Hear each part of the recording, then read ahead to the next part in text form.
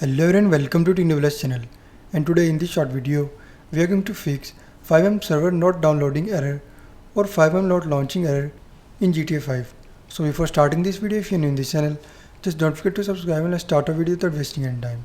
So to fix fiveM server not downloading issue, first of all you just need to go to fiveM icon and then right click and click on open file location, and then follow every single step as I'm showing in this video.